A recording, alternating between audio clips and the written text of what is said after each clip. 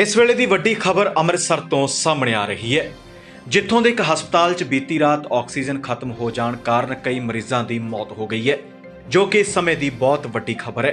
इसकी जानकारी देंदे हुए मृतक के परिवारक मैंबरों का कहना है कि हस्पताल च रात तकरीबन 11 बजे ऑक्सीजन खत्म हो गई, जिस कारण एक घटना वापरी।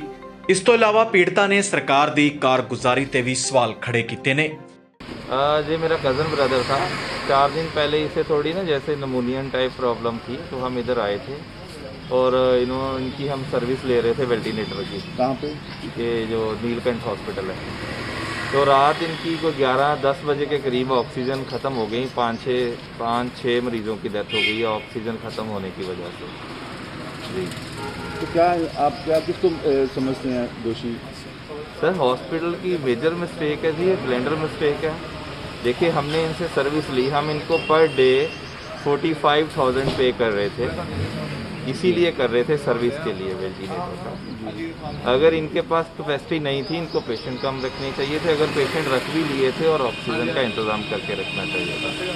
सेकेंडली जब रात को ये सारा इंसिडेंट हुआ तो हमने सब डॉक्टर से या इनके स्टाफ से बात करने की कोशिश की, कोई भी सुन नहीं रहा था, कोई भी कुछ नहीं। तो और सुबह ऊपर से अलग परेशान किया गया डेड बॉडी लेने के लिए कि हाँ ऐसे कर देंगे, कोविड में डाल देंगे, वो कर देंगे। इवन कि हमारे पेशेंट की कल जो रिपोर्ट आई है कोविड की पंजाब सरकार की लैब से, वो नेगेटिव आई है। पेशेंट का नाम गुरप्रीत सिंह था, लेकिन ये सुबह यही घुमा रहे थे कोविड प्रोटोकॉल फॉलो करना पड़ेगा। हमने क्या क्यों करना पड़ेगा? पंजाब सरकार की लैब से जब हमारी रिपोर्ट नेगेटिव है तो क्यों फॉलो करना पड़ेगा? तो अभी कह के या रिक्वेस्ट करके डेड बॉडी ली है, लेकिन इतनी बड़ी ट्रेजेडी हुई है फिर भी हरास कर रहे हैं लोगों को। तो क्या करना चाहिए सरकार को? क्या एक्शन लेना चाहिए? क्या मांगा? देखिए सरकार को, देखिए हॉस्पिटल, मान लीजिए हम सोचते हैं कि डॉक्टर दूसरा परमात्मा है या ईश्वर है, तो इन्होंने अपना एक बिजनेस बना लिया है और ठीक है कोई 5-10% मार्जिन होके चल रही हैं, काम चलते हैं। इन्होंने तो सारा सिस्टम ही बना लिया है, नजायज़ सारा कुछ हो रहा है। तो क्या मांग करते हो हॉस्पिटल के खिलाफ कोई कार्रवाई? मैं तो चाहता हूँ एक्शन हो। वो मेरा 28 साल का भाई है, कोई वापस नहीं आ सकता वो। तो हमने रात सारा सीन देखा है सर। जो 6-7 पेशेंट थे ना, वो खुद बेड से उठ के कह रहे थे, जो स्टाफ नर्स थी या स्टाफ था, हमें बचा लो, ऑक्सीजन ले आओ, हमें बचा लो। जो उनके रिलेटिव थे वो खुद भागते रहे रात भर ऑक्सीजन का पता करने के लिए, पर इन पे कोई असर नहीं है। इवन कि इनके जो मेन डॉक्टर हैं वो भी नहीं आए, जो स्टाफ है इनका वही है। आप चाहते हैं ऐसे हॉस्पिटल बंद होने चाहिए? बिल्कुल होने चाहिए। अगर इनके पास मान लीजिए कैपेसिटी नहीं है इतने पेशेंट रखने की, क्यों रखे? अगर रखे हैं उसका 45,000 हम पे कर रहे हैं, 45,000 रुपये एक दिन का, 24 घंटे का पे कर रहे हैं। इस बात के लिए थोड़ी कर रहे हैं कि ऑक्सीजन की वजह से पेशेंट चले जाएं। ठीक है नेचुरल डेथ हो जाना नो इशू, बट रात जो इधर जितनी भी डेथ हुई हैं इनकी वजह से हुई हैं, हमारे पास प्रूफ है। रीज़न हम इधर ही थे सारे, जो इनके पेशेंट थे ना, वो स्टाफ नर्स थी जहाँ कोई भी जूनियर डॉक्टर थे, हाथ जोड़ रहे थे कि हमें किसी तरह बचा लो। तो वैसे जैसे हमने जो रात में जो महसूस किया है ना कि ये इंसानियत ख़त्म हो चुकी है, खासकर इस हॉस्पिटल की।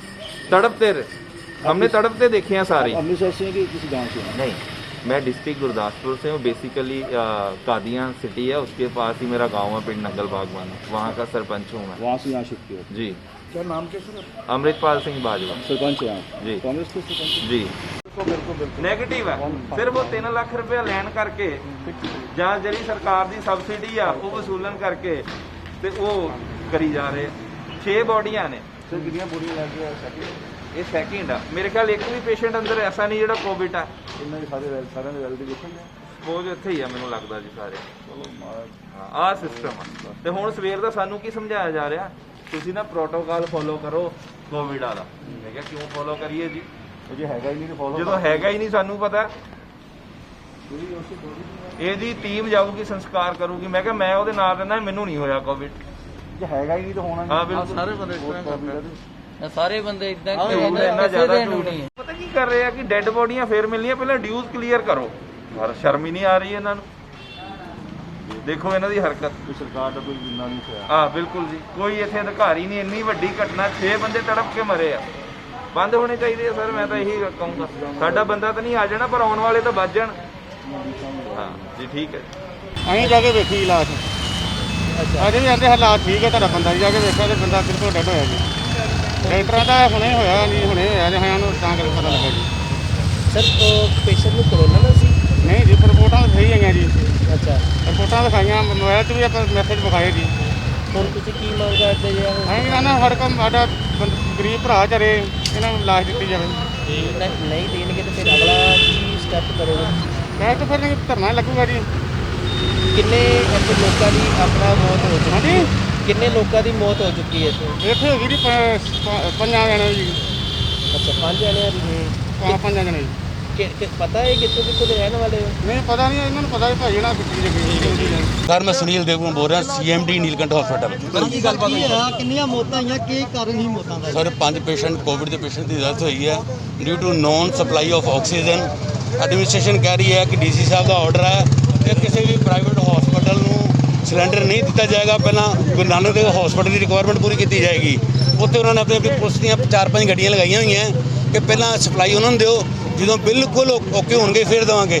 ਐਟ ਪ੍ਰੈਜ਼ੈਂਟ ਵੀ ਸੀਨ ਜਾ ਕੇ ਦੇਖੋ ਤੁਸੀਂ, ਉੱਥੇ ਜਿਹੜੇ 3 ਮੇਨ ਸਪਲਾਇਰ ਨੇ ਆਕਸੀਜਨ ਸਪਲਾਇਰ, ਕੋਈ ਵੀ ਆਕਸੀਜਨ ਦੀ ਇੱਕ ਸਿਲੰਡਰ ਵੀ ਨਹੀਂ ਦੇ ਰਿਹਾ ਸਾਨੂੰ। ਹੁਣ ਤੱਕ ਕਿੰਨੇ ਪੇਸ਼ੈਂਟ ਨੇ ਆਪਣੇ? ਹਾਂਜੀ, ਹੁਣ ਤੱਕ ਕਿੰਨੇ ਪੇਸ਼ੈਂਟ ਨੇ ਆਪਣੇ? ਕੋਵਿਡ ਦੇ ਪੇਸ਼ੈਂਟ ਸਰ ਅਜੇ ਵੀ 5 ਮੇਰੇ ਕੋਲ ਹੈਗੇ ਨੇ।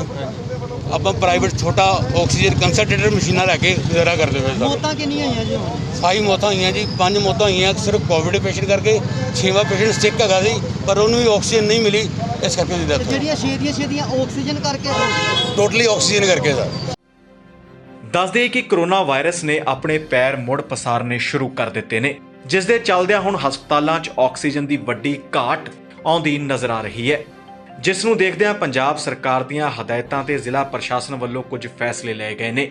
ਇਹਨਾਂ ਫੈਸਲਿਆਂ ਮੁਤਾਬਕ ਆਕਸੀਜਨ ਤਿਆਰ ਕਰਨ ਵਾਲੇ ਆਕਸੀਜਨ ਪਲਾਂਟ ਦੇ ਮਾਲਕਾਂ ਨੂੰ ਸਾਫ਼ ਹਦਾਇਤਾਂ ਜਾਰੀ ਕੀਤੀਆਂ ਗਈਆਂ ਨੇ ਕਿ ਆਕਸੀਜਨ ਦੀ ਸਪਲਾਈ ਸਿਰਫ ਹਸਪਤਾਲਾਂ ਨੂੰ ਹੀ ਕੀਤੀ ਜਾਵੇ। ਅੰਮ੍ਰਿਤਸਰ ਤੋਂ ਸੁਖਚੈਨ ਸਿੰਘ ਦੀ ਰਿਪੋਰਟ, D5 ਚੈਨਲ ਪੰਜਾਬੀ।